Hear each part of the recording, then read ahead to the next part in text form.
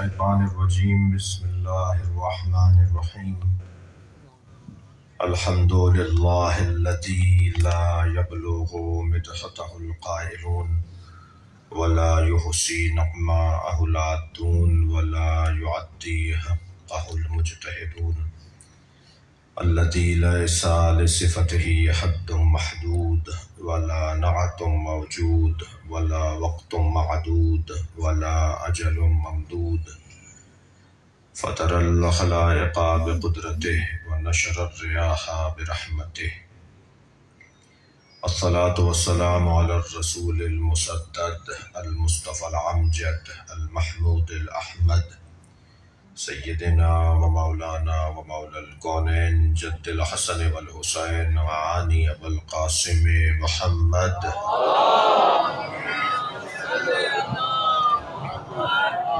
وآله الطيبين الطاهرين المعصومين الذين قال الله إنما يريد الله ليذهب عنكم الرجس أهل البيت ويطهركم تطهيرا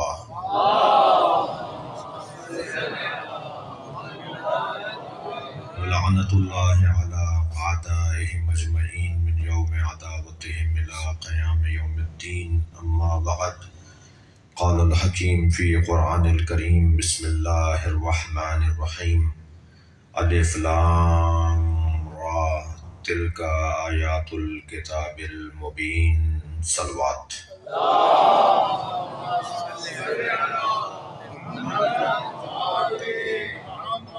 سورہ مبارکہ یوسف کی آج دوسری آیت ہمارے عقیدے کے مطابق ہے، اس لیے کہ بسم اللہ الرحمن الرحیم سورہ کا حصہ ہے اور پہلی آیت بسم اللہ ہے، اور دوسری آیت جسے آج تلاوت کیا ہے وہ قابل تدبر ہے، قابل تفحص ہے اور تفسیر و تعویل کا ہم سے مطالبہ کر رہی ہے۔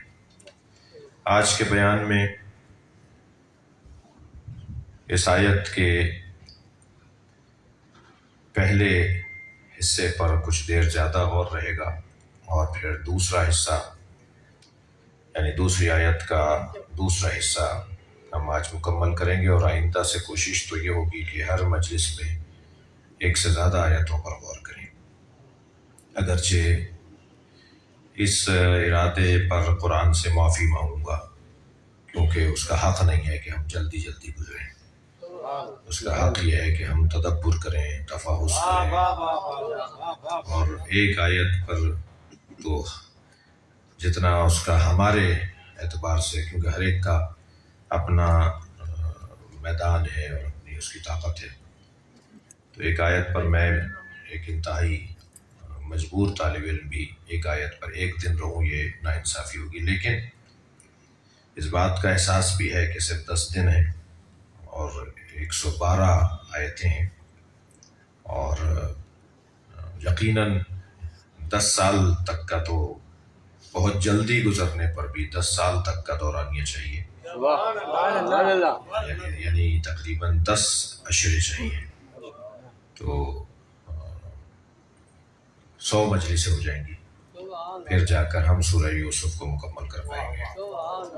اور یہ سوچ کر اس ارادے سے ہاتھ نہیں اٹھانا کہ 10 سال تک ہم زندہ رہیں گے یا نہیں، تو ہم بہت سارے کام اس ارادے کے تحت کر رہے ہوتے ہیں کہ ہمیں اس بات کا یقین ہوتا ہے کہ ہم نہیں ہوں گے، پھر بھی کر رہے ہوتے ہیں، تو ہمیں ارادہ ایسے ہی رکھنا چاہیے کہ کسی حد تک۔ تو بہرحال آج کے اس بیان میں اس سورہ کے شان نزول پر ہم تھوڑی دیر غور کرنا چاہیں گے، کیونکہ شان نزول مدد فراہم کرتا ہے کسی بھی واقعے کو سمجھنے میں۔ سورہ یوسف، مثلا سورہ حدیبیہ، مثلا سورہ مبارکہ الحمد، ہر سورہ کا ہر واقعے کا ایک شان اور اس کا پس منظر ہے، اس کا ایک سبب ہے، ایک وجہ ہے، اور پس منظر البتہ سبب تو وہ بنا کہ وہ چیز سامنے آ گئی، مگر اس کی وجہ سے وہ چیز سامنے نہیں آئی، اور صرف وہی چیزیں اس کے اندر بیان نہیں ہوئی ہیں جو سبب بنا ہے۔ 85 دفعہ ایسا ہوتا ہے کہ کسی سبب سے کوئی کام کیا جاتا ہے مگر اس کے اندر صرف وہی سبب کیا مسبب نہیں ہوتا، بلکہ اس کے اندر اور بہت ساری چیزیں نکل آتی ہیں. بھائی بہت اچھا ہوا ہم نے یہ بات ان سے کہہ دی تو اور چیزیں کھل گئیں. ہم تو یہ سوچ کر ان سے کہہ رہے تھے مگر جب بات کھلی تو بہت کچھ کھل گیا. تو ایسا ہی ہوا ہے. شان نزول زیادہ تر سبب ضرور بنا سورہ کے نازل ہونے کا اور آیت کے نازل ہونے کا، لیکن شان نزول میں محدود نہیں رہا وہ سورہ. مگر شان نزول بیان کرنے سے کچھ قریب آ جاتا ہے ذہن اس چیز کو سمجھنے میں جو چیز ہم سمجھنا چاہ رہے ہیں، جس چیز کو ہم بیان کرنا چاہ رہے ہیں. ہوا یہ تھا کہ حضرت ابراہیم کی نسل حضرت اسماعیل اور حضرت ابراہیم سے چلی، حضرت ابراہیم کی نسل حضرت اسماعیل اور حضرت اسحاق سے چلی. حضرت اسحاق سے تو انبیاء کرام کا تسلسل رہا، یعنی حضرت اسحاق کی اولاد میں حضرت یعقوب آئے، پھر حضرت یوسف آئے، حضرت موسیٰ، حضرت عیسیٰ، یہ سب حضرت یعقوب کی نسل سے آئے، معاف کیجیے حضرت اسحاق کی نسل سے آئے. یعنی حضرت ابراہیم کے دو بیٹے حضرت اسحاق اور حضرت اسماعیل. ایک صلوات عطیہ کریں.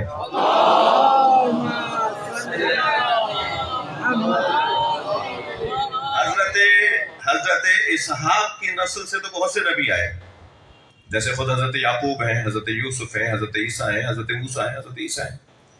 مگر حضرت اسماعیل کی نسل میں پہلے نبی ہیں حضرت محمد مصطفیٰ، اور نبیوں میں آخری نبی ہیں حضرت محمد مصطفیٰ صلی اللہ علیہ وسلم. اب وہ جن کے آباء و اجداد میں نبی چلے آ رہے تھے، جن کے بزرگوں میں نبی چلے آ رہے تھے، اس نسل سے جب نبوت منقطع ہو کر ایک اور بھائی کی نسل میں نبوت آئے گی تو پھر وہ پیشہ ورانہ حسد کا مرحلہ آیا. وہ سارے علماء آباء و اجداد، کن کی اولاد ہے صاحب؟ حضرت یعقوب کی. کن کی اولاد ہے جی؟ حضرت عیسیٰ کی، حضرت موسیٰ کی. کن کی اولاد ہے؟ حضرت مثلا عیسیٰ کے نواسوں میں سے. ان کے بڑے تو نبی گزرے ہیں. اب اچانک ان خاندانوں میں کوئی نبی نہ ہو بلکہ دوسرے خاندان، دوسری لڑی سے کوئی نبی آ جائے. جب دوسری لڑی سے نبی آئے تو پھر وہاں ایک مشکل پیش آئی، اور وہ پیشہ ورانہ حسد. میں ایک جملہ یہاں عرض کرنا چاہوں گا کہ حسد بھی مختلف ہوا کرتے ہیں. حسد بھی حسد ہیں، یعنی حسد اس ہی شعبے سے متعلق فرد کا حسد بنتا ہے. جو اس شعبے سے ہی تعلق نہیں رکھتا اس کا اس سے حسد کیا بنتا ہے؟ بھائی میں جناب ڈاکٹر ندیم عباس نقوی صاحب سے کیا حسد کروں شاعری میں؟ میں مثلا ابرار حسن صاحب سے کیا حسد کروں؟ موسیٰ بھائی کی فیلڈ ہے مثال کے طور پہ لوگوں کو حج اور زیارات کرانا، میں ان سے حسد کرنے لگ جاؤں؟ میرا تو شعبہ ہی نہیں ہے جو میں ان سے حسد کروں. اب وہ کتنا بدبخت انسان ہوگا جس کا شعبہ بھی نہیں ہے پھر بھی حسد کر رہا ہوگا. بھائی تم تو یہ کام ہی نہیں کرتے، تمہارا تو یہ کام ہی نہیں ہے. بہت سے لوگ آپ کو ملیں گے کہ جو لوگوں سے خامخواہ چڑھ رہے ہوتے ہیں، خامخواہ ان کے اوپر تبصرے کر رہے ہوتے ہیں، ان کی ٹانگیں کھینچ رہے ہوتے ہیں، معاف کیجیے گا، ان کے بارے میں منفی رویے رکھ رہے ہوتے ہیں. بھائی تمہارا تو شعبہ نہیں ہے، تم کیوں پریشان ہو رہے ہو؟ مثلا اگر علمی دنیا میں حسد کوئی عالم کرتا ہوا نظر آ رہا ہو، شاعروں میں اگر کوئی شاعر حسد کرتا ہوا نظر آ رہا ہو تو کچھ کسی حد تک بھی قابل مذمت ہوگا. یہ تو قابل مذمت بھی نہیں، یہ تو معفوف ہے، اس سے تو کوئی بات ہی نہیں ہوگی، یہ تو بیچارہ ہے. ایک صلوات پڑھیں ذرا محمد والے. شاید ماہ رمضان ہے، شاید میں اس میں کوئی پیغام دے گیا اپنے بچوں کو کہ بھائی کم سے کم یہ بھی سوچ لو کہ یہ تمہارا شعبہ ہی نہیں تھا، تمہیں کیا پریشانی ہو رہی ہے؟ تم اس سے کیوں جل رہے ہو؟ تمہارا تو موضوع ہی نہیں ہے. حضرت اسحاق کی نسل سے جو یہودی تھے وہ اس بات پر حسد کرنے لگے کہ ہمارے آباء و اجداد سے جو نبوت کا سلسلہ تھا وہ منقطع ہو کر حضرت اسماعیل کی نسل میں نبوت کیسے آ گئی، اور اب جو نبی مکرم کے ساتھ دشمنیاں ہوئیں اس کا سبب میرے بچوں پہ روشن ہوا. صلوات پڑھنے ذرا محمد و آلہ.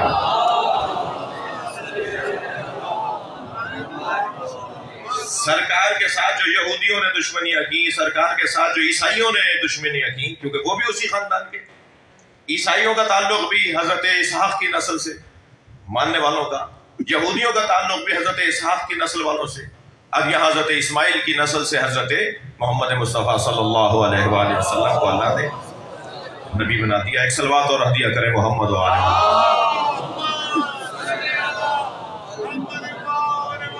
لہذا حسد ہونے لگا اور سرکار کے امور میں، آپ کی تبلیغ کے امور میں شدید قسم کی رکاوٹیں ڈالی جانے لگیں، اور یہاں تک اب عالم عالمانہ حسد کرے، شاعر شاعرانہ حسد کرے. اگرچہ میں حسد کی ترغیب نہیں دے رہا، لیکن کم سے کم شایان شان تو ہو، حسد بھی ہو تو شایان شان ہو. اب جب عالم کسی سے عالمانہ حسد کرے تو کوئی بات تو لے کر آئے، کوئی علمی بات تو کرے. تو انہوں نے کیا علمی بات کی سرکار کے مقابلے میں؟ شان نزول بیان کرنے جا رہا ہوں، سورہ یوسف کا شان نزول.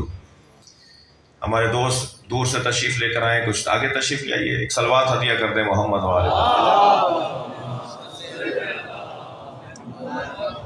اس سے بہتر صلوات.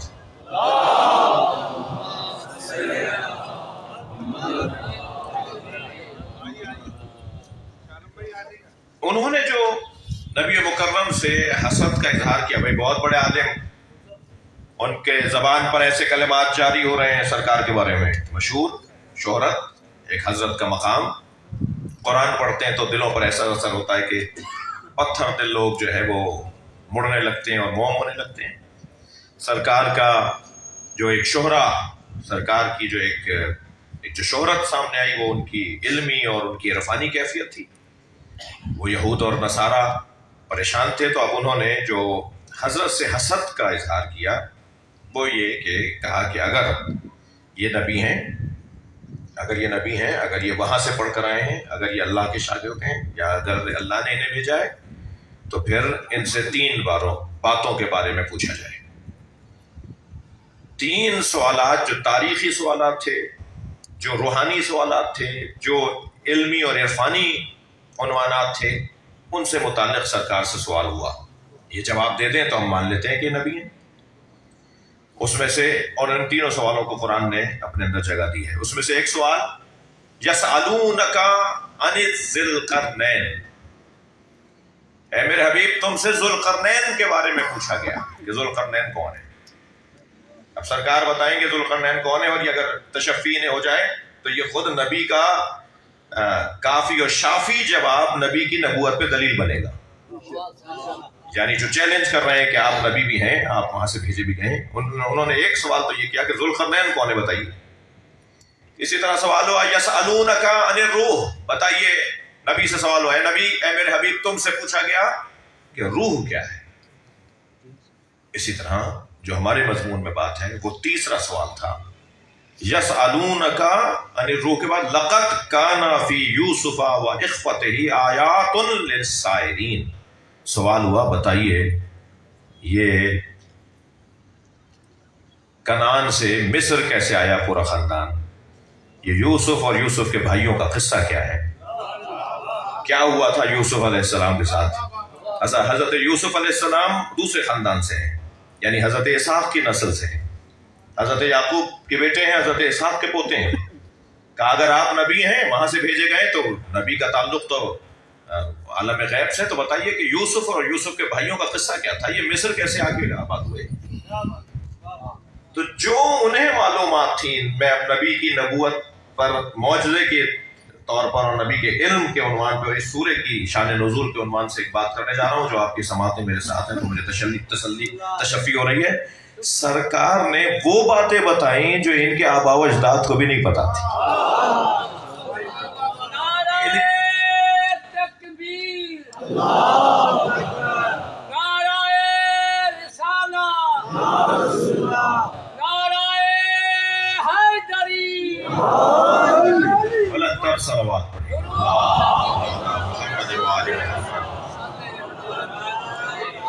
یعنی انہیں مثلا حضرت یوسف اور حضرت یوسف کے بھائیوں کے بارے میں، حضرت یعقوب کے بارے میں مثلا 10 باتیں پتہ تھیں، تو نبی نے 10 باتوں کی جگہ 100 باتیں بتائیں.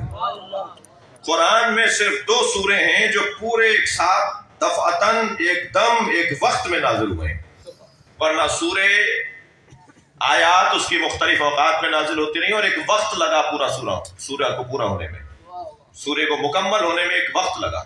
صرف 2 سورے ہیں جو دفعتاً پورے سورے ایک ساتھ نازل ہوئے، ایک سورہ الحمد، ایک سورہ یوسف. ایک ساتھ پورا نازل ہوا ہے سورہ الحمد، ایک دم پورا سورہ نازل ہوا ہے سورہ یوسف. اور اس کے اندر جو جزیات سرکار نے بیان فرمائی وہ ان کے بڑوں کو بھی نہیں پتا تھا اور انہیں نہیں معلوم تھا، حتیٰ اتنی جزیات کے کٹورا وہ اٹھا کر لے گئے اور حضرت یوسف نے خود بھائی سے کہہ دیا ڈال دو. حضرت یوسف نے ڈلوا دیا ان کے سامان کے اندر کٹورا، اور پھر فرمایا کہ چوری ہوئی ہے اور پھر ان کو بلا کے لاؤ. اور پھر تنہائی میں جا کے اپنے سگے بھائی جو مادری بھائی بھی تھے، پدری تو وہ بھی سب بھائی تھے، اتنی جزئی باتیں بھی جو انہیں نہیں پتا تھی وہ بھی حضرت نبی مکرم نے انہیں بیان کر دی. اور ان کا بیان کرنا، تفصیل سے بیان کرنا، یہ نبی کا معجزہ بھی تھا اور نبی سے حسد کرنے والوں کو جواب بھی تھا، جس کا نتیجہ بہرحال یہ نکلا کہ بڑی تعداد میں یہودی مسلمان ہوئے، متعصب یہودی بڑی تعداد میں مسلمان ہوئے، اور انہوں نے اس بات کا اقرار کیا کہ یہ واقعی نبی ہیں. ایک شان نزول یہ بیان ہوا ہے، ایک شان نزول یہ بیان ہوا ہے جو بہرحال روایت میں آیا ہے، تو میں عرض کر رہا ہوں کہ اصحاب جمع ہوئے اور آ کر کہا یا رسول اللہ لو قصصت علینا قصۃ یوسف، آپ ہمیں یوسف کا قصہ سنائیں کہ کیا ہوا تھا. تو سرکار نے اللہ سے رجوع کیا کہ یا اللہ مجھے جواب چاہیے. تو پھر پورا سورہ حضرت نبی مکرم پہ نازل ہوا اور آپ نے پورا واقعہ حضرت یوسف کا جزیات میں جا کے، ذیلیات میں جا کے، ضمنیات میں جا کے حضرت نبی مکرم نے پورے سورے کو بیان فرمایا، پورے واقعے کو بیان فرمایا. یہ سورہ مشہور، اس کے 5 نام ہیں، 5 نام اس سورے کے مشہور ہیں.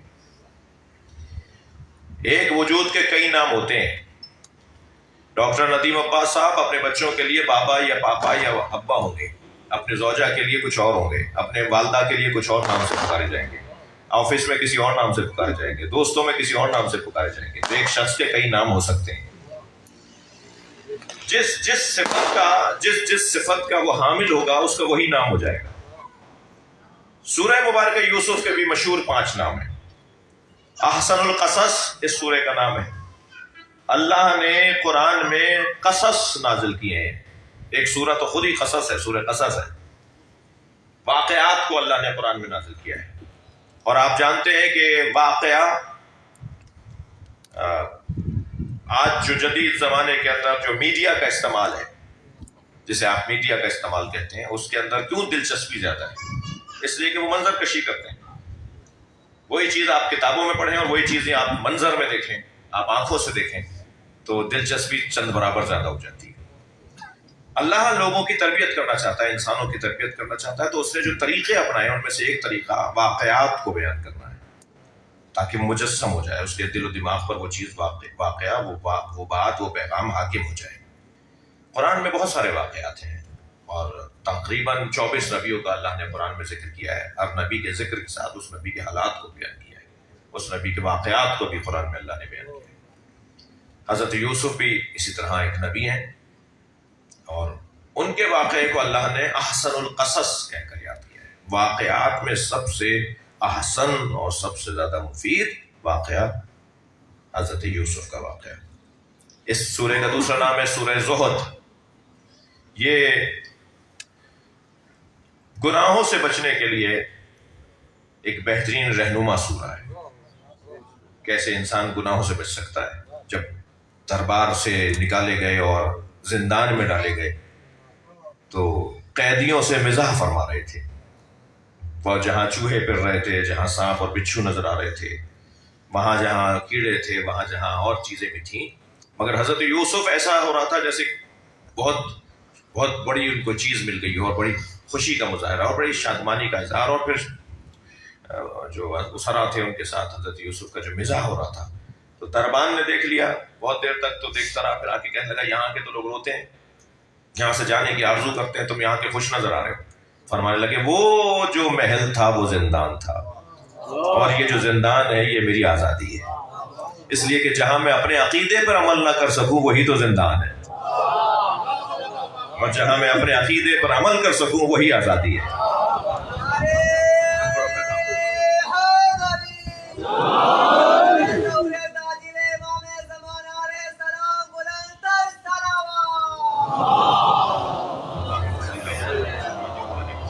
گناہوں سے بچنے کے لیے سورہ زہد اس کو اس لیے کہا جا رہا ہے کہ گناہوں سے بچنے کا طریقہ اس کے اندر ہے. اب وہ 7 دروازوں میں حضرت یوسف کو لے جایا گیا، باہر سے تالے ڈال دیے گئے، آخری کمرے کے اندر زلیخا موجود ہیں. یہ سارے واقعات آگے کی آیات میں آنے. اور ایک مرتبہ جب اس نے ارادہ کیا جو ارادہ نامطلوب تھا، مذموم ارادہ تھا، تو حضرت یوسف نے اپنے اللہ کو یاد کیا، اسے بھی یاد آ گیا کہ اس کا بھی کوئی اللہ ہے، تو وہاں رکھے ہوئے بت کے اوپر اس نے چادر ڈال دی۔ حضرت یوسف نے فرمایا تم نے کیا کیا؟ کہنے لگی مجھے اپنے اللہ سے حیا آ رہی ہے۔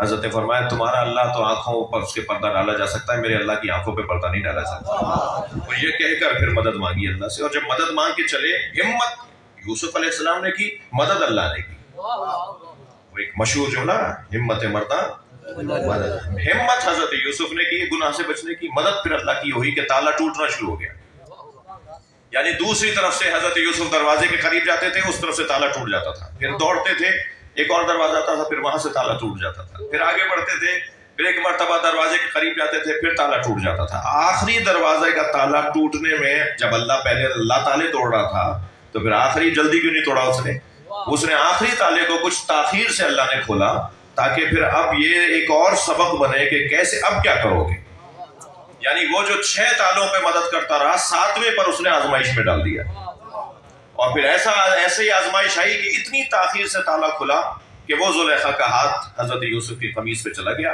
اور سامنے عزیز مصر کھڑا ہے جو بادشاہ مصر ہے اور جو زلیخا کا شوہر ہے اور جس نے حضرت یوسف کو پالا ہے۔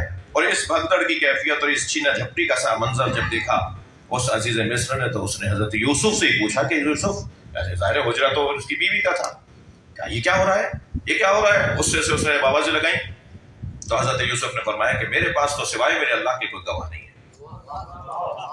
میرے پاس اب زہد والوں کے لیے پیغام کہ زاہد کیسے اپنے اللہ سے توکل کرتا ہے، کہ میرے پاس تو سوائے میرے اللہ کے کوئی مدد نہیں ہے، اس کے علاوہ کوئی گواہ نہیں ہے جو میری مدد کرے۔ زلیخا تو کو دیکھ کر اس نے کہا زلیخا یہ کیا ہو رہا ہے؟ کہنا یہ میرے کمرے میں حملہ کرنے آیا تھا، میرے حجرے میں داخل ہوا تھا، یعنی بات ہی پلٹ دی۔ اب جب اللہ پر کوئی توکل کر کے اپنے آپ کو پاک دامن رکھنا چاہتا ہے تو پھر اللہ کی غیب سے مدد کیا ہوتی ہے؟ جب وہاں شور شرابہ مچا، لوگ نکل کے باہر آئے، کنیزیں جمع ہو گئی، غلام جمع ہو گئے، تو برابر سے برابر والے حجرے میں خود زلیخا کی بہن اس سے ملنے آئی ہوئی تھی کسی اور گاؤں دیہات سے، وہ اپنے بچے کو، دودھ پیتے بچے کو ایسے ہی بھاگتی ہوئی گود میں ایسے اٹھا کے بھاگی کہ باہر نکلو، یہ ماجرا کیا ہے؟ تو وہ بچہ جو ابھی دودھ پی رہا تھا، جس نے اب تک اپنے ابا کو بھی ابا نہیں کہا تھا، جس نے اپنی اماں کو بھی ابھی اماں نہیں کہا تھا، وہ بولا اِنَّا قَمِيصَهُ قَدْ مِنْ قُبُلْ فَصَدَقَتْ، اگر قمیص آگے سے پھٹی ہوئی ہے تو یہ سچ کہہ رہی ہے، ورنہ یہ جھوٹ بول رہی ہے۔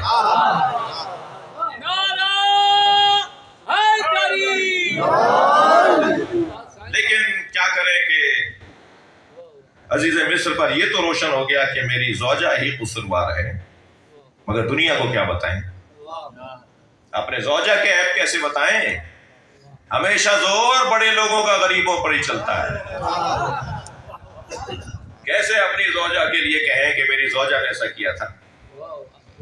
حضرت یوسف کو اس جرم میں جانتے ہوئے کہ جرم مجرم نہیں ہے یوسف،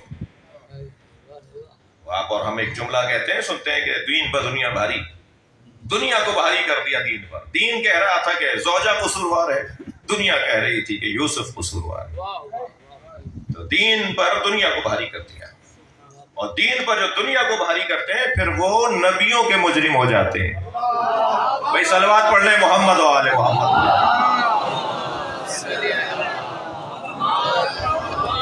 پھر یہ خطرناک مرحلہ بنے گا، اور 1-2 سال نہیں، تقریباً 10 سال حضرت یوسف کو زندان میں ڈالا گیا، 1-2 سال، 1-2 مہینے نہیں، اتنی مدت تک حضرت یوسف وہاں رہے۔ اور پھر حضرت یوسف کو جب نکالا گیا تو حضرت یوسف نے کہا مجھے اب آزادی نہیں چاہیے، پہلے میرا فیصلہ ہونا چاہیے، پہلے بتاؤ تو صحیح کہ میرے ساتھ ہوا کیا تھا۔ اور وہ ایک عجیب اور حسین واقعہ ہے۔ تو حضرت یوسف کے نام کے سورے کا ایک نام ہے سورہ زہد، زاہدوں کو کیسے، ایک نام ہے سورے کا سورہ المعرفت، سورۃ المعرفت اس سورے کا نام ہے۔ عرفاء کے لیے اس میں راز پوشیدہ ہے، عرفاء اس سورے کو کثرت کے ساتھ پڑھتے ہیں تاکہ اپنی عرفانیات میں اضافہ کریں۔ سورۃ الراحہ، راحت والا سورہ، غمزدہ افراد اس کو جب پڑھتے ہیں تو انہیں سکون ملتا ہے۔ خاص طور پر معصوم کا فرمان ہے جب رشتہ دار تمہیں تنگ کرنے لگیں تو سورہ یوسف پڑھ لیا کرو، جب اپنے تمہیں تنگ کرنے لگیں جب تمہارے قریبی تمہیں تنگ کرنے لگے، جب تمہیں اپنے عزیز و اقارب پریشان کرنے لگے تو سورہ یوسف پڑھو۔ اس کا 5واں نام ہے سورۃ العشق، عاشقوں کا سورہ ہے۔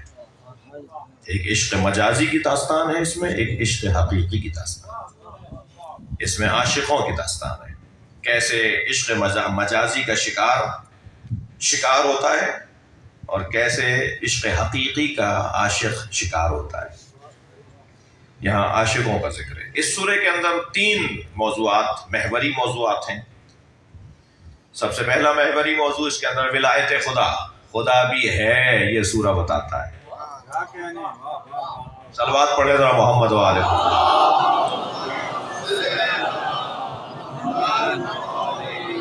ولایت خدا کا پیغام اس سورے میں۔ تعویل خواب ایک پوری حقیقت ہے، ایک واقعیت ہے، سوتے میں جو نظر آتا ہے اس کی کوئی حیثیت ہے۔ یہ جو رویا ہے، جو خواب ہے، اس کی پھر قسمیں بیان ہوں گی جب میں آگے آؤں گا، جب خواب کی بات آئے گی۔ خواب کی کتنی قسمیں ہیں، کون سا خواب سچا خواب ہے اور کون سا خواب جھوٹا خواب ہو سکتا ہے، خواب کی قسمیں۔ تو یہ تعویل خواب اور خواب میں پیغامات پائے جاتے ہیں، کیونکہ اس میں جو حضرت یوسف نے بیان فرمایا اس قال، اللہ کہہ رہا ہے اس قال یوسف لأبیہ یا ابت انی رأیت 11 کوکبا والشمس والقمر رأیتهم لی ساجدین۔ بابا میں نے خواب دیکھا ہے کہ 11 ستارے 11 ستارے مجھے سجدہ کر رہے ہیں اور شمس و قمر بھی مجھے سجدہ کر رہے ہیں، میں یہ دیکھ رہا ہوں۔ اس خواب کی تعبیر کیا ہے، جس پہ حضرت یعقوب نے پھر فرمایا کہ بیٹا یہ خواب کسی کو بتانا نہیں۔ پھر وہ جب ہم اس مرحلے پر آئیں گے تو خواب کے کچھ احکامات ہیں، ہر ایک کو خواب بتایا نہیں جاتا اور اہل ہی کو ڈھونڈنا ہوتا ہے کہ خواب کی تعبیر وہ کیسے بتائے گا۔ جب ہم وہاں پہنچیں گے تو پھر یہ بات کریں گے۔ تو دوسرا اس سورے کا جو محوری عنوان ہے وہ ہے تعبیر خواب۔ تیسرا عنوان اس کا درس عفت، اس میں عفت و پاک دامنی کے حوالے سے گفتگو ہے، اللہ نے پیغام نازل کیے ہیں۔ اور چوتھا عنوان اس کا ہے مہارت اور ذمہ داری، اہلیت قابلیت اور اس قابلیت کی ادائیگی۔ جی، بہت سے لوگوں میں اہلیت ہوتی ہے مگر اس کو ادا کرنے کے وہ لائق نہیں ہوتے۔ جی، یہ ڈاکٹر ہے مگر سست ہے، یہ عالم ہے مگر جواب جانتا بہت کچھ ہے مگر جواب دیتے ہوئے اس کے چہرے پہ بل آ جاتا ہے۔ تو یہ دو علیحدہ باتیں۔ جی، یہ بہت بڑا عالم ہے، اس کے سینے میں سمندر علم پوشیدہ ہے مگر مسئلے کا جواب دیتے وقت چڑھتا ہے۔ تو قابل ہونا اور ہے اور ذمہ دار ہونا اور ہے۔ اس سورے کے اندر حضرت یوسف سے متعلق یہ پیغام بھی ہے کہ قابلیت کو ذمہ داری کے ساتھ اگر لیا جائے تب یوسف علیہ السلام کا کردار بنتا ہے۔ بہت سارے لوگ ہوتے ہیں، قابل ہوتے ہیں مگر ذمہ دار نہیں ہیں۔ میرا کیا مسئلہ، میں ہی کیوں؟ بھائی تمہارے پاس اتنا علم ہے، تمہارے پاس اتنی معلومات ہے، تم یہ کر سکتے ہو، تم وہ کر سکتے ہو۔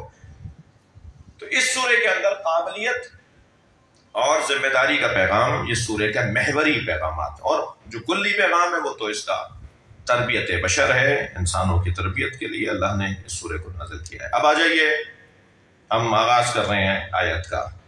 الف لام را تلک آیات الکتاب المبین۔ الف لام را، میں بہرحال بہت نا انصافی کروں اپنے ساتھ اپنے آپ سے، تو اب بھی مجھے کوئی 20 منٹ حروف مقطعات پہ بولنے دیجیے، ورنہ میں جب تیاری کر رہا تھا اور مختلف تفسیروں کو دیکھ رہا تھا تو اس پر اگر دیکھا جائے تو شاید 3-4 مجلسیں صرف حروف مقطعات کو ہونی چاہیے۔ یہ حروف مقطعات ہیں، الف لام را کاف ہا یا عین صاد الف لام میم۔ یہ جو حروف مقطعات ہیں یہ قرآن مجید کے اندر پروردگار عالم نے 29 سوروں کا آغاز حروف مقطعات سے کیا ہے۔ جی، 114 سوروں میں سے 29 سوروں کا آغاز اللہ نے حروف مقطعات سے کیا ہے۔ ولائی سماعتیں رکھنے والے مجلسی لوگ بیٹھے ہیں تو یہی ایک بات کر دیتا ہوں، 29 سوروں میں جو اللہ نے حروف مقطعات کو نازل کیا ان میں سورہ بقرہ ہے، سورہ آل عمران ہے، سورہ عنکبوت ہے، سورہ روم ہے، سورہ لقمان ہے، سورہ سجدہ ہے، سورہ آراف ہے، سورہ یونس ہے، سورہ ہود ہے، سورہ یوسف ہے، سورہ یاسین ہے، سورہ صاد ہے، سورہ غافر ہے، سورہ فصلت ہے، سورہ شورى ہے، سورہ زخرف ہے، سورہ دخان ہے، سورہ جاسیہ ہے، سورہ احقاف ہے، سورہ قاف ہے، سورہ القلم ہے۔ یہ 29 سورے ہیں کہ جن کا آغاز حروف مقطعات سے ہوا ہے۔ حروف مقطعات جو اللہ نے قرآن میں نازل کیے ہیں، ان کے مکررات کو اگر تکراری حروف کو کم کر دیا جائے، ہٹا دیا جائے، یعنی ایک ہی راہ لے لیں حروف مقطعات میں، مثال کے طور پہ 4 جگہ راہ آیا ہو، الف 4 جگہ آیا ہو، 5 دفعہ صاد آیا ہو، مثال دے تو ان 5 کو ایک کر دیں، یعنی تکرار کو ختم کر کے مکررات کو ختم کر دیں تو 14 حروف بنتے ہیں۔ صلوات ہدیہ کریں چاہتا معصومی اللہ۔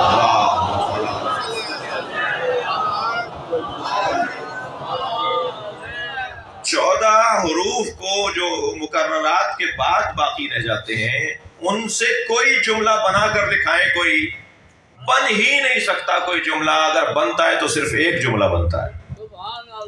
یعنی ان 14 حروف سے کوئی جملہ، عربی میں بات ہو رہی ہے، عربی میں بنانا ہوگا جملہ، مجھے یہ نہیں کہ بعد میں اتروں تو کوئی مجھے اردو میں جملہ سنا دے۔ عربی میں 14 ان حروف سے کوئی ایک ایسا جملہ جو مکمل جملہ ہو، صحیح جملہ ہو اور واقعیت اور حقیقت پر مشتمل جملہ ہو، نہیں بن سکتا، اور اگر بن سکتا ہے تو صرف ایک جملہ بن سکتا ہے، اور وہ جملہ ہے صراط علی حقہ نمسکہ۔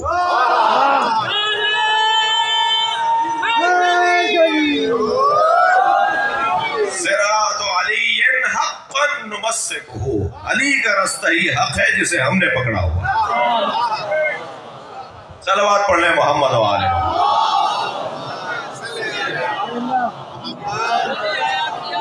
اس سے بہتر اور بلند صلوات پڑھ لیں۔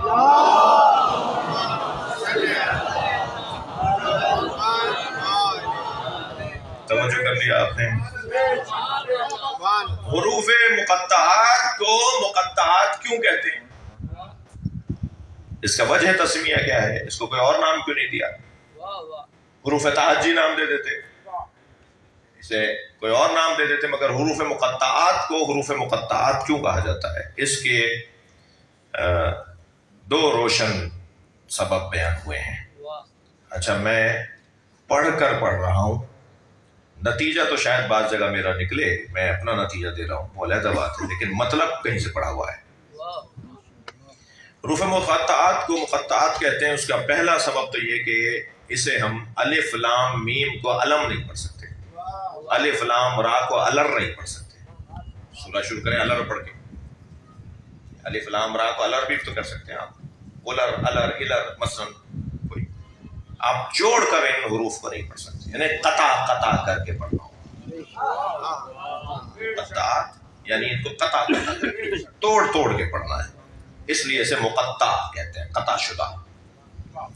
الف لام را الر نہیں کہہ رہے، الف لام میم علم نہیں پڑھ رہے، الف لام لکھے جائیں گے الر، لکھا جائے گا علم، آپ جا کے دیکھ لیجئے اس سورے کے آغاز میں الف لام میم جہاں لکھا ہوا ہے، الف لام میم جڑا ہوا لکھا ہوا ہے، توڑ کے نہیں لکھا ہوا، لیکن پڑھیں گے آپ الف لام میم ذالک الکتاب لا ریب مثلا، یا اس سورے کے آغاز میں الف لام را، کیونکہ اس سورے کے آغاز میں حروف مقطعات سے 3 حرفوں سے یہ سورہ شروع ہو رہا ہے، تو ایک تو توڑ کر اسے پڑھا جاتا ہے، اس لیے اسے حروف مقطعات کہا جاتا ہے۔ دوسرا، فہم بشر منقطع ہے اس کے سمجھنے میں، ہم نہیں سمجھ پا رہے کہ یہ کیا مطلب ہے۔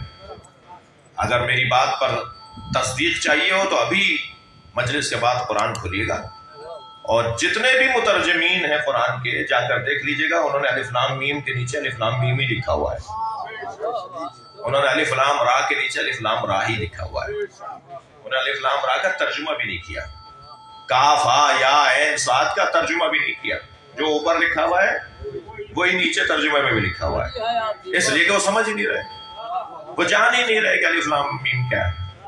تو ذہن بشر اور فہم بشر کو اس سے منقطع کر دیا گیا، اس وجہ سے اسے حروف مقطعہ کہا جاتا ہے، اور مقطعہ کی جمع ہے، اسے حروف مقطعات کہا جاتا ہے۔ یہ حروف مقطعات کو 29 سوروں کے آغاز میں اللہ نے کیوں رکھا؟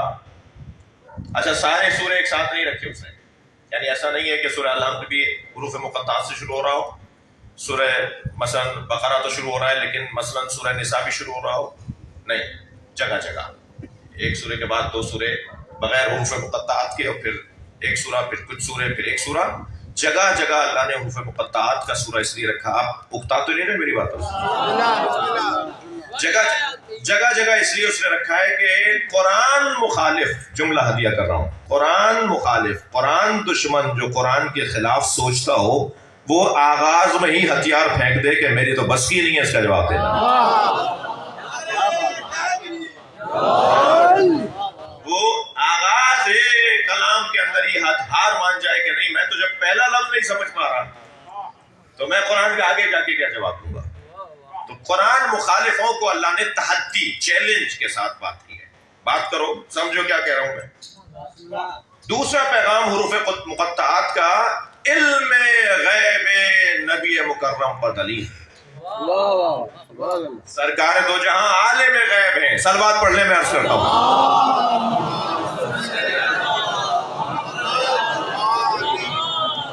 مجھے اندازہ ہے یہ ریکارڈ ہو رہا ہے اور یہ جا بھی رہا ہے، پوری دنیا سن رہی ہے اور مسلسل ہمیں پیغام بھی آنا شروع ہو گئے ہیں، اور اچھے پیغام آنا شروع ہو گئے ہیں، اور وہ بھی ہمیں سن رہے ہیں جو اکثر ہمیں ڈھونڈ رہے ہوتے ہیں، تو ہم چاہتے بھی ہیں کہ وہ ہمیں ڈھونڈیں۔ اور میں ایک جملہ کئی جگہ کہہ چکا ہوں، یہاں تکرار کر رہا ہوں کہ جو ہمیں ڈھونڈ رہے ہوتے ہیں نا، صبح خانے وال ہوتا ہے، رات حیدرآباد ہوتا ہے، تو میں ان کو بتانا چاہ رہا ہوں میں تو آسمانوں میں جانا چاہتا ہوں تو میں زمین میں گاڑ کے جاؤں گا۔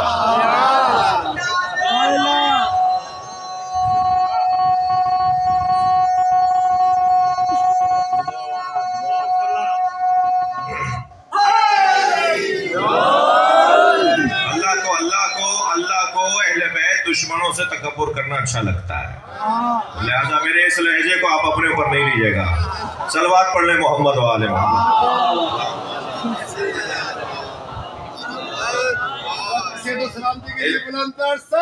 آپ سب کی صلوات۔ علم غیب مصطفیٰ صلی اللہ علیہ وآلہ وسلم پر حروف مقطعات دلیل ہے۔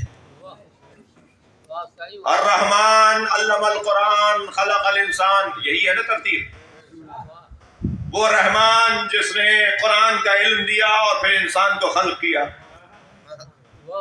انسان پہلے خلق ہوتا پھر تعلیم دی جاتی، یہ خلق سے پہلے تعلیم کس کو دے دی؟ یہ ابھی خلق ہی نہیں ہوا، ابھی دنیا میں نہیں آیا، ابھی مخلوق نہیں بنا، تو نے کسی کو علم بھی دے دیا؟ وہ کون ہے کہ جسے خلق ہونے سے پہلے علم دیا گیا ہے؟ ابھی وہ حضرت آمنہ کی گود میں نہیں آئے ہیں مگر اللہ کے پڑھے ہوئے شاگرد ہیں۔ وہ جو اللہ سے پڑھنے والا وجود ہے وہ غیب سے ہی تو علم لے کر آ رہا ہے، جس کے علم کو علم لدنی کہا جاتا ہے، جس کے علم کو علم وحبی کہا جاتا ہے، جس کے علم کو علم غیبی کہا جاتا ہے، وہ وہاں سے پڑھ۔ نحن تلامذ اللہ، ہم اللہ کے شاگرد ہیں۔ اچھا کسی کو مصطفیٰ سرکار سمجھ میں آ جائیں گے تو علی خود سمجھ میں آ جائیں گے، مگر یہ پورا گھرانہ یہ کہتا ہوا نظر آتا ہے کہ ہم اللہ کے شاگرد ہیں، اللہ نے ہمیں پڑھا کر بھیجا ہے۔ ایک جگہ سرکار فرماتے ہیں علمنی ربی ثم ارسلنی، اللہ نے پہلے مجھے پڑھایا ہے پھر بھیجا ہے۔ اور ایک جگہ اور ارشاد فرمایا علمنی ربی ثم خلقنی، اللہ نے پہلے مجھے پڑھایا ہے پھر خلق کیا ہے۔ تو یہ خلق ہونے سے پہلے، مخلوق ہونے سے پہلے اللہ کے شاگرد ہیں۔ اس کو کہتے ہیں، اس کیفیت کو کہتے ہیں علم لدنی، علم غیبی، علم وحبی۔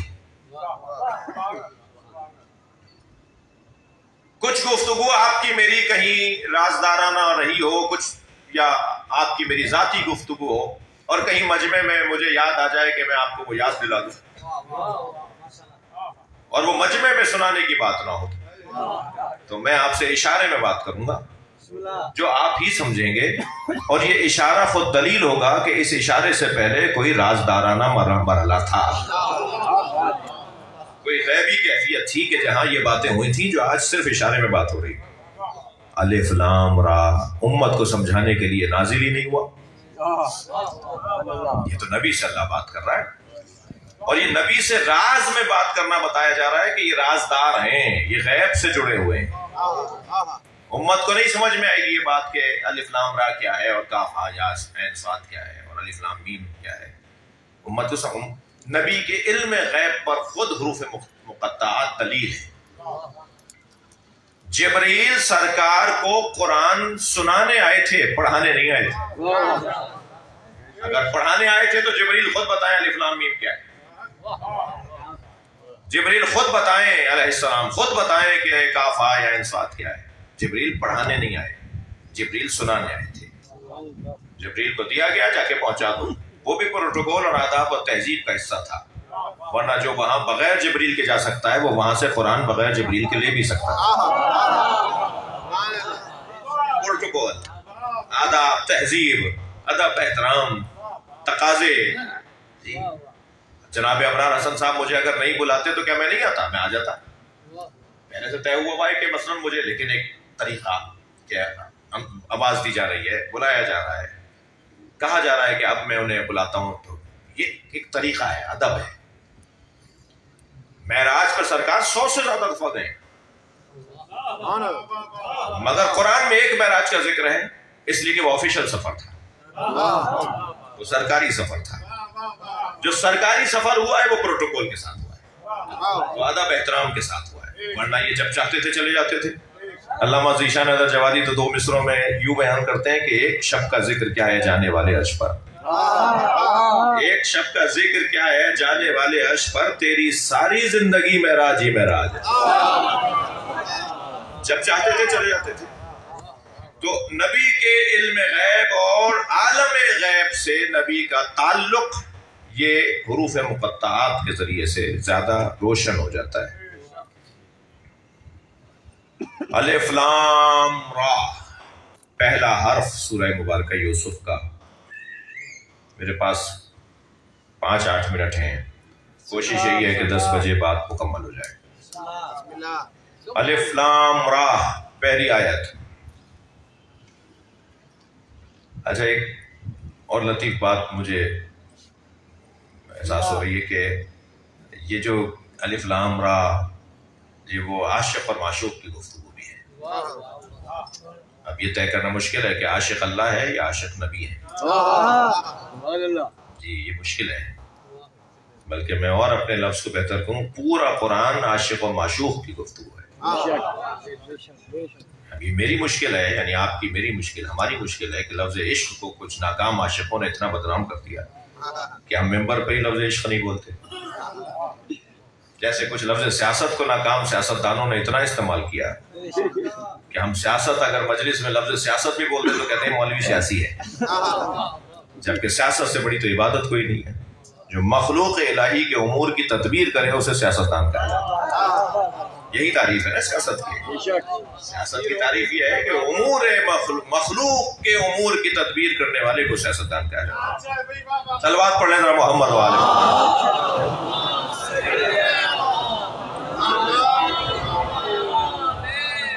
ایسے ہی مفہوم عشق. اب میں حدیث قدسی آپ کو سنا دیتا ہوں. اللہ ارشاد فرما رہا ہے من طلبنی فقط وجدنی، جس نے مجھے چاہا اس نے مجھے پا لیا.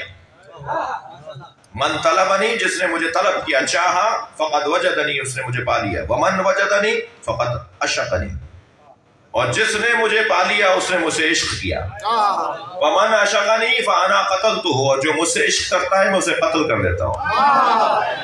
ومن انا قتلتہ فعلی دیتہ، اور جسے میں قتل کروں گا اس کی دیت بھی مجھ پہ واجب ہوگی. وانا دیتہ، اور میں خود اس کی دیت بن جاتا ہوں.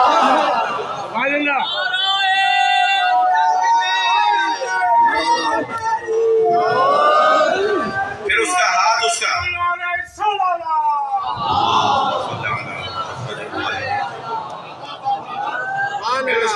اس کا ہاتھ نہیں رہتا، پھر اس کی زبان نہیں رہتی، پھر اس کی آنکھیں نہیں رہتی، پھر وہ آنکھیں اس کی ہوتی ہیں دیکھتا میں ہوں، ہاتھ اس کے ہوتے ہیں مدد میں فراہم کر رہا ہوتا. تم یا علی مدد کہو گے جواب میں دوں گا. عاشق.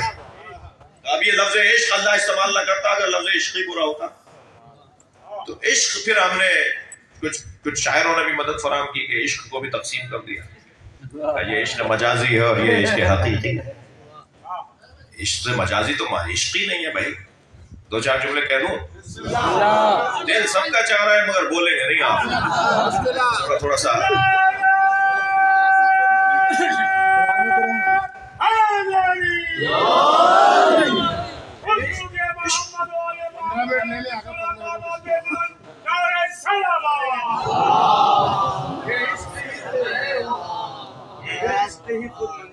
بڑی حیاتی سجی رات پر عشق ہی خود منزل اس کام میں مشکل ہے بس پہلا قدم رکھ.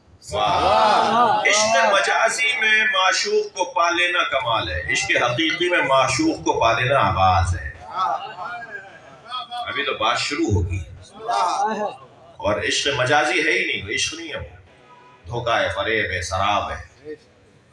لیکن عشق حقیقی واقعی عشق حقیقی ہے. اس کائنات میں توجہ, اس کائنات میں اللہ کو مصطفیٰ سے عشق ہوا تو کائنات بنا دی, حسین کو اللہ سے عشق ہوا تو کائنات لوٹا دی.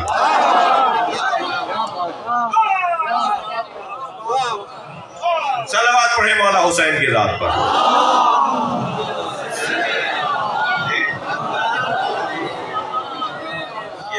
یہ سارا معاملہ عشق ہے.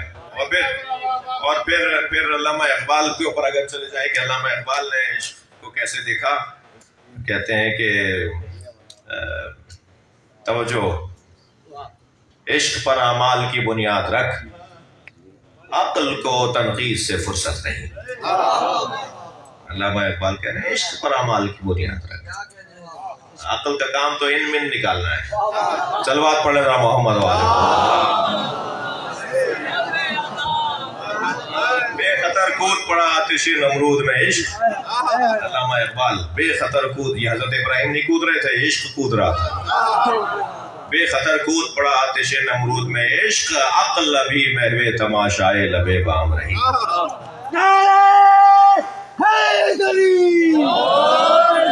تو قرآن الف لام را پر بات ہو رہی ہے بھائی, موضوع سے نہیں ہٹے ہوئے.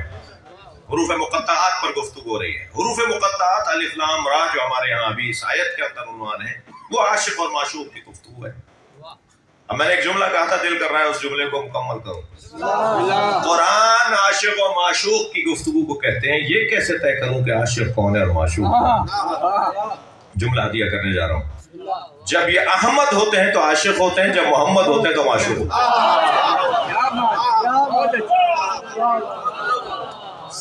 سرکار کبھی یہاں سے عشق کا انداز ہے, کبھی وہاں سے عشق کا انداز. انک لعلی خلق عظیم ہے, یہ خلق عظیم ہے, خلق ہے, خلق لام پہ پیش ہے. انک لعلی خلق عظیم ہے, انک لعلی خلق عظیم نہیں ہے جی. خلق تخلیق کی کیفیت کو کہتے ہیں یا اخلاق کی کیفیت کو کہتے ہیں. ہم نے آپ کو اخلاق کے اعلی درجے پر فائز کیا, یہی ترجمہ کرتے ہیں نا. میں اس ترجمے کا انکار نہیں کروں گا ورنہ میری پکڑائی ہو جائے گی, مگر اس سے ہٹ کر بھی تو سوچئے, اس سے ہٹ کر بھی تو سوچئے. ہم نے آپ کو اخلاق کے اعلی درجے پر فائز کیا, یہ ترجمہ ٹھیک ہوگا, مگر یہ ترجمہ بھی تو ٹھیک ہے کہ ہم نے تخلیق کے اعلی درجے پر فائز کیا. آپ سا حسین ہی نہیں بنایا, آپ جیسا حسین ہی ہم نے نہیں بنایا. آپ کی آنکھیں نہیں ہیں, چاند سورج قربان ہو جائیں. صلوات پڑھ لیں سرکار کی عظمت پر.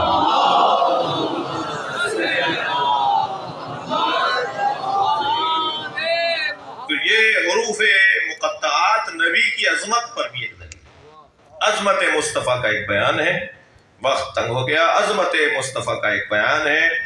اور حضرت ابن عباس رضوان اللہ تعالی علیہ سے پوچھا گیا کہ آپ الف لام را کو کیسا دیکھ رہے ہیں؟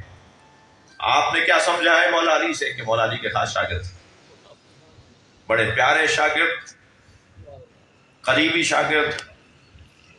جب کسی نے کہا نا کہ علی اور ابن عباس, خبردار مجھے اور میرے استاد میرے مولا کو برابر نہیں کرو. کسی نے علی اور ابن عباس, علی اور ابن عباس نہیں بولا کرو. جس میں مولا نے ایک جگہ کہا ہے نا, نقدلن یتہر علی و فلان, مجھ پر میری سب سے بڑی مصیبت یہ ہے، اپنا مرثیہ پڑھ رہے ہیں علی، میری مصیبت یہ ہے کہ میرے نام کے ساتھ کسی اور کا نام لگا کے کہتے ہیں علی اور فلاں. مولا نے بھی جب علی اور فلاں کی بات ہوئی تو مولا نے اس میں ناراضگی کا اظہار فرمایا. تو ابن عباس سے جب کسی کہا، ان کے سامنے کسی نے کہا علی اور ابن عباس، فرمایا نہیں، ایک قطرہ تصور کرو اور ایک سمندر کو تصور میں لاؤ.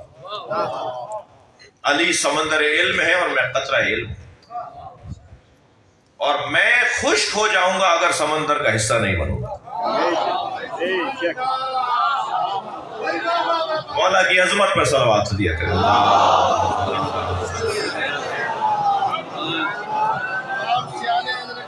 سلامتی کے لیے ابراہیم آقا شہید کی سلامتی کے لیے مشیر فاطمہ سلامتی کے لیے بلندتر صلوات. اللہم صل علی. فرمایا کہ یہ جو آیت ہے الف لام را، اس کا پیغام ہے الم یعلم بان اللہ یرا. الف سے مراد اللہ، لام سے مراد لی، اور را سے مراد ربی. اللہ لی ربی، اللہ میرا رب ہے. ہر شخص اس سے پیغام یہ لے کہ اللہ میرا رب ہے. ابن عباس فرماتے ہیں سورہ علق کی 14ویں آیت کو پڑھ کر، الم یعلم بان اللہ یرا، وہ جو آیت میں نے شاید پہلی مجلس میں عرض کیا کہ ہمیں اپنے گھروں میں تغرا بنا کے فریم کروا کے لگانا چاہیے، وہ سورہ تکویر کی آیت ہے جس میں ارشاد ہو رہا ہے فَأَيْنَ تَذْهَبُونَ، تم کہاں جا رہے ہو. اللہ پوچھ رہا ہے کہاں جا رہے ہو. آتے جاتے قرآن کی آیت پوچھ رہی کہاں جا رہے ہو، جواب ہے تو جاؤ، ورنہ کہاں جا رہے ہو، کیوں جا رہے ہو، کہاں جا رہے ہو. ہمارے ہر قدم پہ اللہ ہم سے پوچھ رہا ہے کہاں جا رہے ہو. ایسے ہی یہ آیت بھی تغرا کروا کے لگانے کی ضرورت ہے جو ہمیں کنٹرول کرتی ہے. اور وہ آیت ہے الم یعلم بان اللہ یرا، کیا تم نہیں جانتے کہ اللہ تمہیں دیکھ رہا ہے. کیسی بولتی ہوئی آیت ہے، کیسا روشن پیغام ہے. آتے جاتے ہمارے اوپر اللہ کی طرف سے پیغام. توجہ، ابن عباس نے الف لام را کی یہ تفسیر فرمائی. بات یہاں مکمل ہو جانی چاہیے مگر اور وقت بھی ہو گیا. تلک آیات الکتاب المبین، جو الف لام را کے بعد والی آیت کا حصہ ہے، یعنی آیت کا حصہ تلک آیات الکتاب المبین، اس میں مجھے تقریباً 15 منٹ لگ جائیں گے، لہذا اجازت دیں کہ کل گفتگو آگے بڑھے. پڑھو یا اللہ. سایہ پڑھو بابا، ڈاڈھو مزو تو تے سائیں مہربانی مہربانی، مزو سبحان رات ہی تو انشاءاللہ. پڑھو سائیں. محمد وآل محمد صلی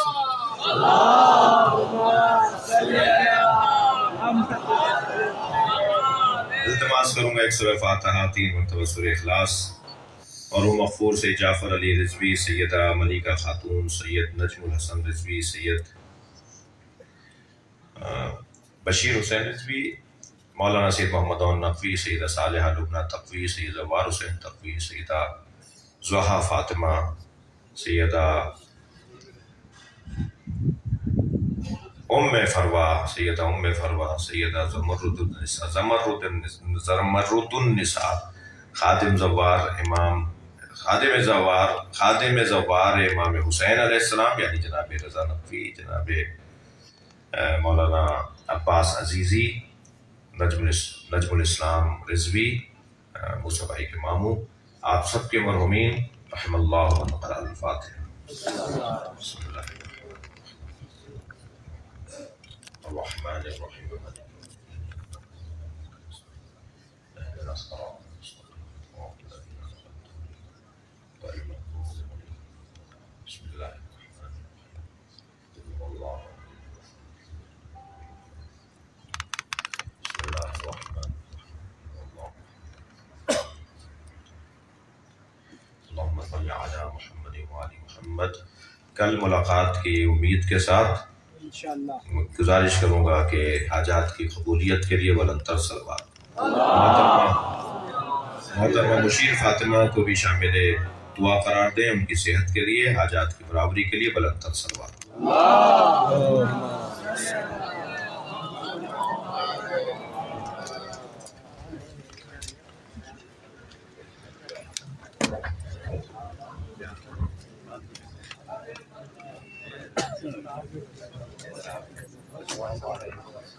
متوجہ زیارت.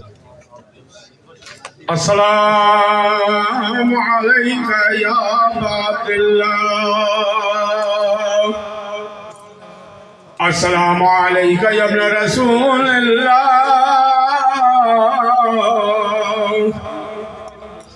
السلام علیکہ یا ابن امیر المومنین وابن سید الوسیل،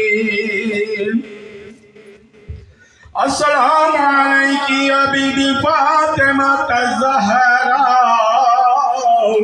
سیدۃ النساء العالمین، السلام علیکی یا بی بی خدیجہ الکبریٰ ام المؤمنین،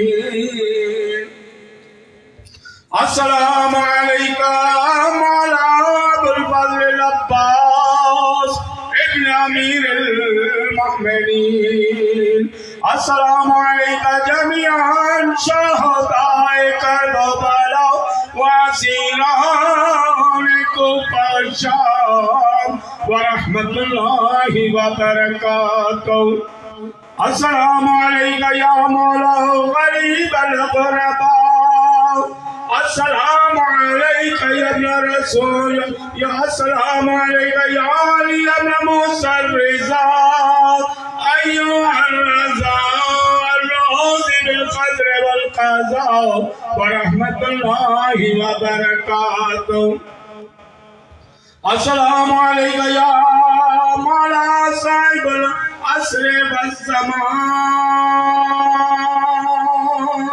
الامان الامان الامان من فتنة الزمان من شر الشیطان، السلام علیکہ یا خلیفۃ الرحمن، السلام علیکہ یا شریک القرآن، السلام علیکہ یا مظہر الایمان، السلام علیکہ یا امام الانس والجان، اجل اللہ تعالی فرجک وصل اللہ مخرجک وظہرک، والسلام علیکم ورحمۃ اللہ وبرکاتہ. اللہم صلی علی محمد وعلی محمد. مومنین کرام، کل اس عشرے کی چوتھی مجلس ٹھیک 8:30 بجے شروع ہو جائے گی. کل کی مجلس میں پروفیسر نجمی حسن نظامت فرمائیں گے. شاعر اہل بیت میر تکلم فضیلت قرآن کے حوالے سے کلام پیش کریں گے، اور ٹھیک 9 بجے قبلہ حجت الاسلام والمسلمین علامہ شہنشاہ حسین اکبر صاحب زیب منبر ہو جائیں گے. تمام مومنین سے وقت کی پابندی کے ساتھ شرکت کی درخواست ہے. ہم الحرمین کی جانب سے، موسیٰ بھائی، محمد علی بھائی، نوازش بھائی کی جانب سے شہنشاہ نظامت ابرار حسن بھائی کے نہایت ممنون و متشکر ہیں کہ انہوں نے مسلسل 3 روز تک ان مجالس کی نظامت فرمائی. شعراء کرام ڈاکٹر زین اعظمی، سہیل شاہ اور آج قیصر عباس قیصر نے جو منظوم نذرانہ پیش کیا، اس کے لیے ہم ان کے ممنون و متشکر ہیں. مومنین پابندی وقت کا خیال رکھتے ہوئے ان مجالس میں شرکت فرمائیں. ہم اہل خانہ پوری الحرمین فیملی اور قبلہ شہنشاہ حسین نقوی صاحب کی فیملی تمام آنے والوں کے بڑے مشہور ہیں، خصوصاً اہل محلہ کے، ہمارے ہردیز عزیز محبت کرنے والے شمسی بھائی کے، ہمارے ارشد بھائی کے، عالم شاہ جی کے، اور ارشد بھائی اور تمام اس گلی کے جو لوگ ہیں، ان سب کے شارع حبیب ابن مظاہر میں جو لوگ ہیں، ان سب کے میں ہم لوگ بڑے ممنون و مشکور ہیں کہ اتنی کامیاب اس محفل سورہ یوسف میں آپ سب کا تعاون ہمارے ساتھ ساتھ شامل ہے. میں ندیم نقوی بھائی کا بھی بڑا مشکور ہوں جو اس محفل کو انعقاد کرنے میں ہمارے ساتھ ساتھ ہیں.